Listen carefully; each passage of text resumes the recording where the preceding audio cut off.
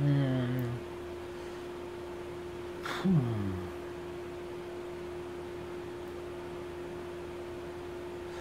왜, 나오고 있나? 아, 모르겠네. 지금, 지금 좌파랑 우파 쪽에서 서로 나오고 있는 말들이 너무 서로 엮이는 게 없어가지고 조금 그 두 개에서 말하는 부분을 연결해가지고 한국하고 일본의 상황을 한번 봐야 될 것 같아요. 우선 우파분들이 말씀하시는 게 일본에서 수입하고 있고 수출하고 있고 이런 것들에 대해서 한국이 단시간에 대처하는 게 불가능한데 말 애시당초 진짜로 이런 상황 제대로 그 문재인 정부가 제대로 유능했으면 이런 상황을 처음부터 예측을 하고 일본하고 갈등이 벌어질 걸 알고 미리 일본에게 의존하고 있는 것들을 미리 개발을 했어야지 정상이지.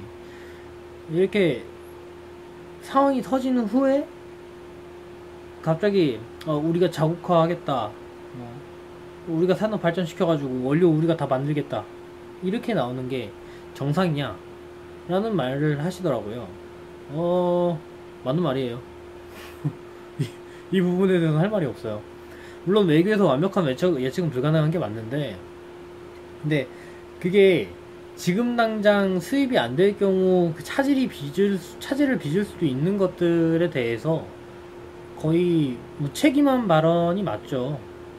그런 거에 대해서 이제부터 개발할게요. 정치랑 상관없는 그쪽 그 반도체 같은 부분에 전문 자기가 종사하고 있는 학위 따서 연구자로 활동하고 계시는 유튜버 분이 설명하시기로는 이게 절대 단시간 내에 얘네들 못 따라간다. 기초학문이라는 게 그렇게 쉬운 게 아니다. 그리고 그런 말씀도 하셨죠. 일본 애들이 작업해 놓은 거 보면 완전 예술이다. 일본이 원래 그 체계적으로 오랫동안 해가지고 그 차근차근 하는 그런 것들 있잖아요. 절차가 중요하고 그런 분야에 있어서는 항상 강했거든요. 그리고 그런 거를 한국이 그래서 그런 말도 있죠. 뭐 99.99% 99.99%까지는 한국에서 받을 수 있어도 불화소소 99.999 같은 거는 일본에서밖에 못 본다. 뭐 그런 말도 있었죠. 근데 확실히 그건 있어요. 확실히 그게 맞는 게 그렇게 쉽게 대체가 가능한 거면 한국에서 왜 굳이 일본 거를 사서 썼겠어요. 그렇게 쉽게 대체가 가능한데 분명 안 되는 부분이 있고 우리가 모자란 부분이 있고 부족한 부분이 있어서 거기가 전문적이니까 일본 쪽에서 구입해서 사용한 거겠죠. 다만 그러니까 우리는 첨단 산업에 있어서 좀 막히게 되는 거예요. 수출에 있어서. 다만 이게 또 참 재밌는 게 반대로 일본 같은 경우에는 우리는 그러면 이제 첨단 산업, 수출, 그리고 반도체 이쪽 파트에 그 지장이 굉장히 강하게 오죠. 근데 반대로 일본은 우리도 알고 있다 싶으시 모두 알고 계시듯이 말이 꼬여. 그 거기 있죠. 우리나라 사람들이 이제 지금 관광을 가지 않으니까 그것 때문에 특히 우리는 도쿄 같은 대도시를 가는 게 아니라 이제 시골 지역 그리고 가까운 지역 아니면 뭐 홋카이도가 됐든지 간에 큐슈가 됐든지 간에 일단 관동의 그 도쿄 쪽을 가지 않는 편이죠. 한국 관광객들은. 그 덕분에 일본의 그 지자체에서 지금 그 고통을 호소하고 있어요. 이번 해에 지금 어떻게 될지 모르겠다 이런 식으로. 왜냐면 그런 곳들은 기본적으로 일본이라는 나라가 아베노믹스 같은 것도 마찬가지인 건데 그게 결국은 외국인들을 그러니까 우리의 그 엔화의 가치를 떨궈서 양적 완화를 통해서 그 환율이 이거 높다고 해야 되나 지금 이건 좀 헷갈리네. 아무튼 엔화의 가치를 낮추는 거예요. 엔화의 가치를 낮출수록 외국인들이 그 일본 물건들이 싸지는 거고 그리고 일본 그 관광이 쉬워지는 거죠. 예를 들어 엔화의 가치가 높을 때는 한국인이 일본 가가지고 알바해가지고 아시죠? 알바해가지고 목돈을 벌어오고 이런 일도 있었어요 과거에는. 근데 지금은 절대 씨알도 먹히지 않는 소리죠. 차라리 일본 싸네? 괜찮네? 이런 느낌이 들 정도로 일본 내의 그 물가가 어떤 건 그 교통비 같은 건 비싸지만 일반적으로 연어회 뭐 이런 것도 보면은 한 접시에 뭐 2,000원 이렇게 싼 것들도 있더라고요. 지금 상황이 그런 거예요. 일본이 근데 그런 식으로 양적 완화를 한 이유가 결국은 수출 늘리고 그리고 그 관광산업 진흥시키고 이건데 그중 지금 관광이 이제 개박살이 나고 있는 거죠. 이거에 대해서 결국은 한국은 최첨단 수출 그리고 수출 품목인 이제 반도체 이쪽에 이제 클레임이 걸게 되는 거고 일본 같은 경우에는 관광 그리고 지자체 이쪽에 강력한 저항이 걸리게 되는 건데 실제 사람들한테 와닿는 걸로는 관광 쪽이 좀 더 강하죠.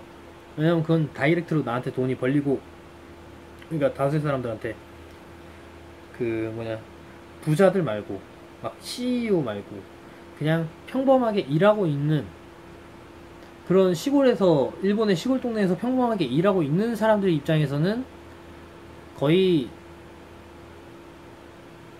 지금 당장 그 먹고 사는 문제가 걸려 있으니까 반발이 심해질 수밖에 없어요.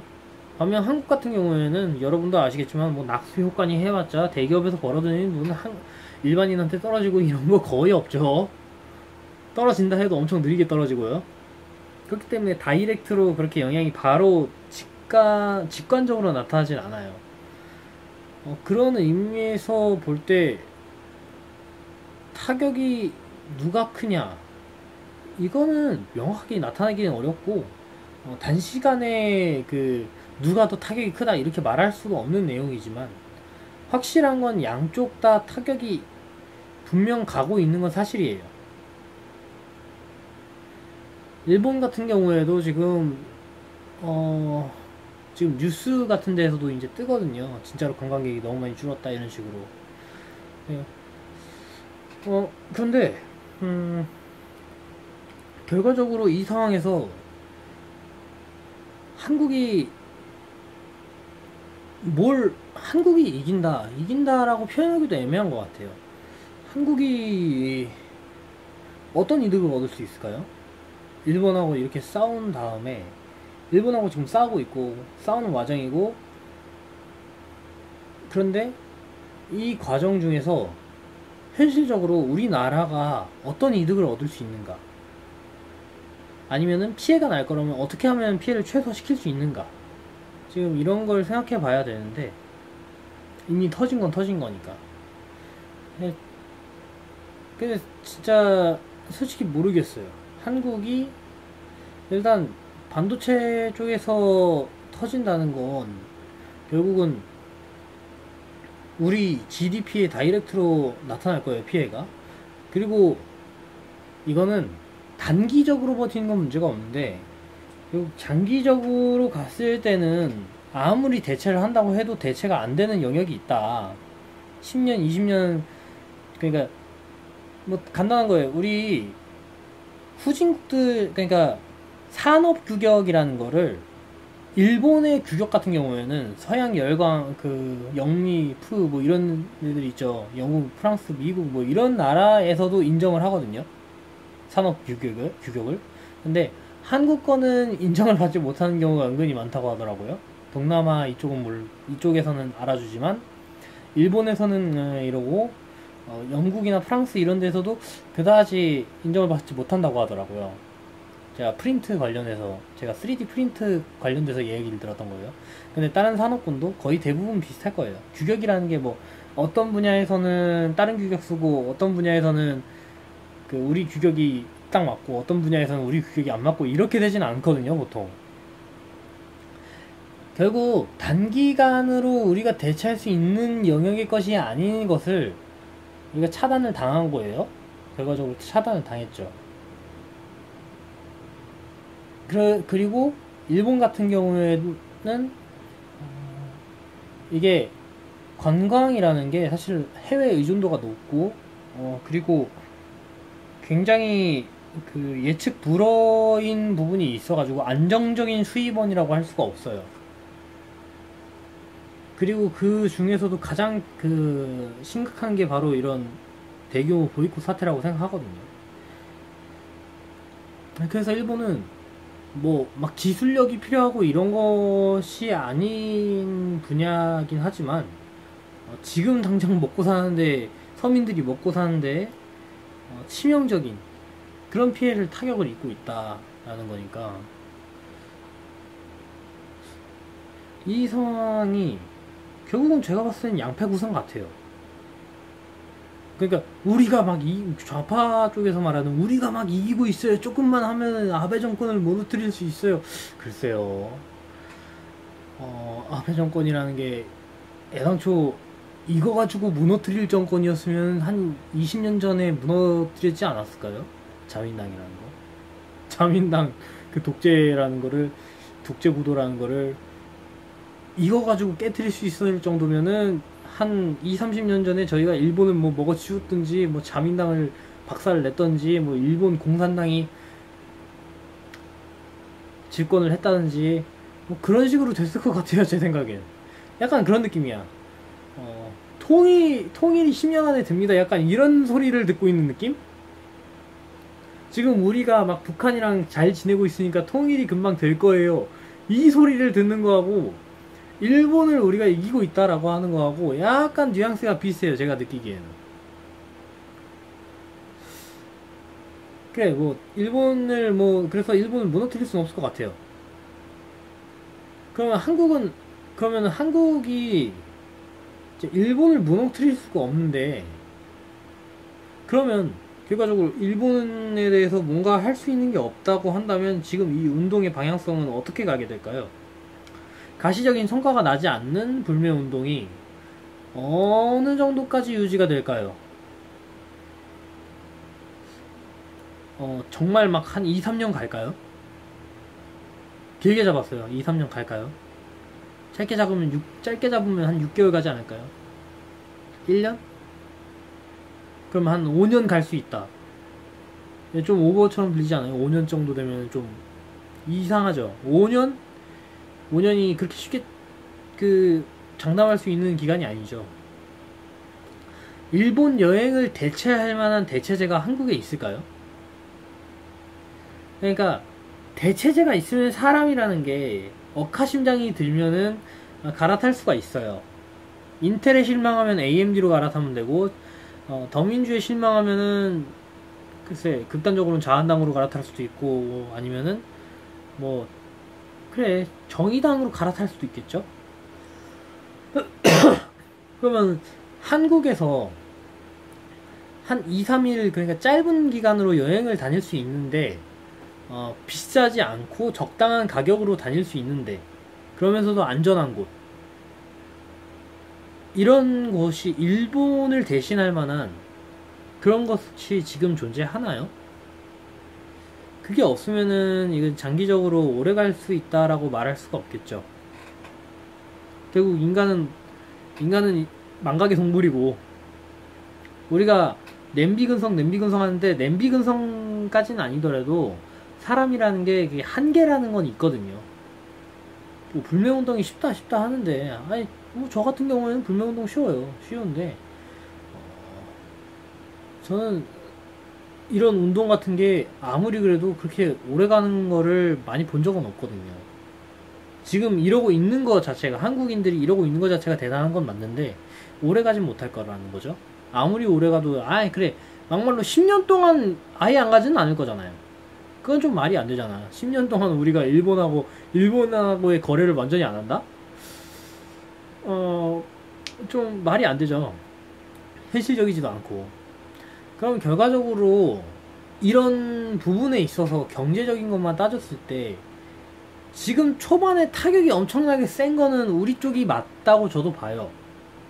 왜냐면은 사람의 일일 수입하고 직결되는 거를 우리가 건드린 건 다른 사람 없기 때문에 그런 쪽에 쌓이는 데미지는, 피로감은 정부의 어마어마한 압력으로 나타나게 되고, 그러니까 나 못 살겠네, 죽겠다, 아베 때문에 한국인들이 안 와가지고 이렇게 되지 않았냐, 이런 원망이 생길 수 있는 건 맞는데, 근데 불화수소 같은 경우는 그러니까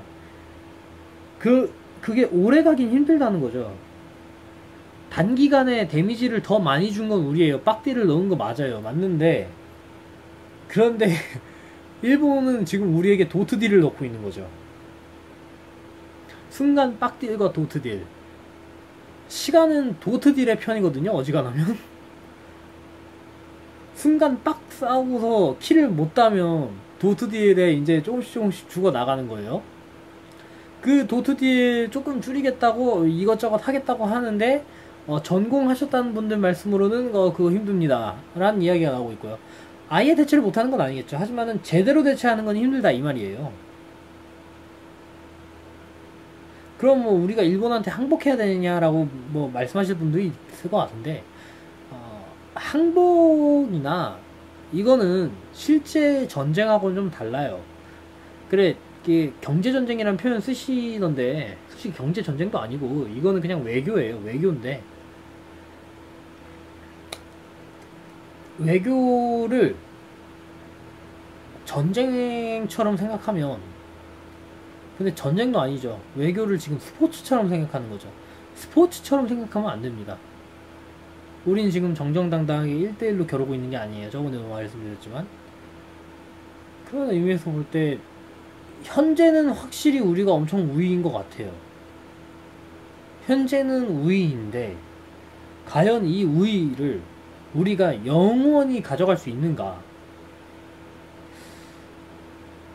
좌파분들은 그렇게 말씀하세요. 우리 능력으로 다 대체 가능하다. 우리가 일본을 막 밟아버릴 수 있다. 조금만 더 하면 된다. 이렇게 말씀들을 하세요. 우파분들은 반대로 일본이랑 이렇게 싸워가지고 우리가 어떻게 이기냐. 일본이 그 경제력이 장난 아니다. 이렇게 표현을 하시고요. 그리고 일본의 기술력이 어마어마하다. 뭐 이런 표현들을 쓰시고. 근데 양쪽 다 보고 싶은 면만 보는 거죠? 솔직히 인정할 건 인정합시다. 양쪽 다 보고 싶은 면만 보는 거예요. 그 이면이 다 존재하는데 이 이면 씹어버리고. 이렇게 봤을 때 모르겠어요. 진짜로 아니 솔직히 우리가 이 우위를 계속 유지한다고 해도 전 좀 무서울 것 같아요. 그 말은 뭐냐면 나라 전체가 똘똘 뭉쳐가지고 그 일본 물건을 사려는 사람들한테 준 린치 수준으로 이제 눈치까지 줘가면서 하는 이 분위기가 2년 3년만 가도 그거 거의 무슨 나치 수준이라고 해도 손색이 없는 그런 경직된 사회가 되는 거 맞거든요. 우위를 잡고 있는 게 되냐 안 되냐도 문제긴 한데 잡는다고 해도 그 동안 벌어질 그 대한민국 사회의 경직성 강화될 훨씬 더 강화될 경직성 그런 게 걱정이 안 된다고 하면 거짓말이죠. 우리가 정말 나치의 후예가 될 수도 있지 않을까. 진정한 일제의 후예가 될 수 있지 않을까. 약간 이런 느낌? 일본 제국주의 시절에 했었던 그거를 그대로 우리가 따라해서 일본한테 반대로 시전하는 느낌. 그게 많이 무섭고 어떻게 보면은 경제적인 그 전투 이런 거보다 사회 분위기 자체가 그런 식으로 흐르는 거 그게 더 무서운 일이라고 저는 생각이 들어요. 근데 이번에 이런 말 했다가 이제 저랑 조금 이거랑 약간 비슷한 말 했다가 유시민 작가님이 욕 졸라 처먹고 계시더라고요. 근데 사실 좌파가 원래 전체주의적인 거를 하면 안 되는 거거든요. 좌파가 전체주의적인 거를 들고 나서는 순간 그게 공산주의로 흐를 가능성이 높기도 하고, 원래 공산주의라는 게 FM은 모두가 엠빵을 하는 거지만 그 과정에서 정부가 힘을 써서 그걸 인위적인 분배를 해야 된다 였는데 그 덕분에 정부가 독재를 할 수 있는 권력을 얻게 되고 그래서 독재로 흐르는 거잖아요. 그런 전체주의적인 사회 분위기는 강화되면 강화가 될수록 우리가 북한이나 일본이랑 닮게 될 가능성이 높아진다. 오히려 그게 더 저는 더 더 걱정되는 거고 어떻게 보면 더 큰 타격이 될 수 있다고 생각합니다. 좀 정리를 해야 될 것 같은데, 일단 일본에 대해서 지금 현 단계에서는 한국이 어마어마한 딜을 넣고 있는 게 맞는데, 일본 같은 경우에는 이게 바로 나타나는 건 아니지만은 조금씩 오래오래 데미지를 주는 그런 거고, 일본이 지금 수출하지 않겠다라는 그 부분에 있어서는 한국이 대체하는 게 쉽지가 않다. 일단 전공이신 분들 말씀으로는 절대 대체하는 게 쉽지 않다, 이렇게 말씀을 하시고요. 뭐 글쎄요, 삼성이 돈을 열라 퍼부으면 될까요? 인간을 갈아 넣어서? 아예 안 되진 않겠지만은 그게 돈만 가지고 안 되는 것도 있거든요. 기술이라는 거는 돈만 가지고, 돈을 퍼붓는다고 돈이 있어야 되는 건 맞는데 돈만 가지고는 안 되는 그런 게 있어요. 또 예술이니 기술이니 하는 부분들은 그렇게 따져보면 현 단계에서는 이기고 있는데, 과연 장기적으로 우리가 이길 수 있을까 라는 부분과, 그리고 장기적으로 이긴다면 그 장기적으로 이기는 동안 우리 사회 형성될 그 전체주의적인 분위기, 그건 어떻게 처리를 해야 될 것인가, 그 여파에 대해서는 어떻게 해야 될 것인가, 그 부분이 이제 제가 고민되는 그런 거네요. 제가 뭐 이런 건 책임지고 이런 사람은 아니지만, 한국이, 그러니까 북한이랑 일본이랑 싸우면 싸울수록 뭐 그런 거 있죠. 시면을 들여다보면 시면도 널 들여다본다, 이런 거랑 비슷하게 약간 북한 일본이랑 싸우면 싸울수록 북한 일본이랑 굉장히 비슷해진 듯한 느낌? 그래서 싸울 때 싸우더라도 북한 일본처럼은 되면 안 된다라는 거를 우리 모두가 가졌으면 좋겠어요. 사실 제일 걱정되는 게 그거예요. 경제적인 싸움 이상으로 걱정되는 게.